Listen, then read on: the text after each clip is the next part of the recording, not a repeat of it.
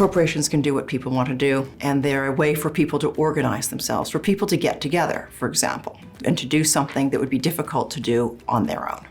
It's a way for people to coordinate their behavior, or whether or not they're coming together in order to form a nonprofit corporation that will be involved in the political process in a way that would be difficult for individuals to be involved on their own. We can think about corporations as ways of coordinating human behavior. They are transparent. It's very easy to set up a corporation. They are quite simple to run. We have well understood mechanisms in the form of a board of directors to make corporate decisions. Both for-profit and nonprofit corporations have key roles to play in society. For-profit corporations are one of the engines of economic growth. When we think about the corporate form, its development, the extraordinary flexibility that those who found and run corporations have been accorded by our system of corporate law, what we see is the ability of business organizations to respond quickly and supplely to massive changes. Corporations are a real force of dynamism.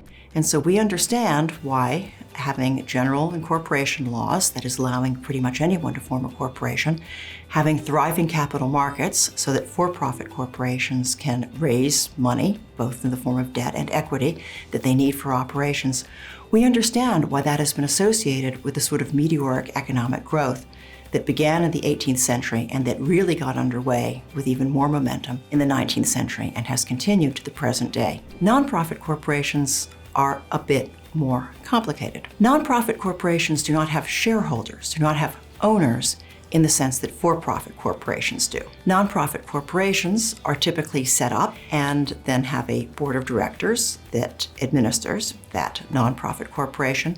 And nonprofit corporations typically have a kind of social welfare mission. Nonprofit corporations might have an explicitly charitable mission, such as to found a hospital or a university and then operate it, or a soup kitchen. Nonprofit corporations also sometimes have public welfare missions that are not explicitly charitable or the first thing that one thinks of when one hears the word charitable. So for example, a lot of political organizations are nonprofit corporations.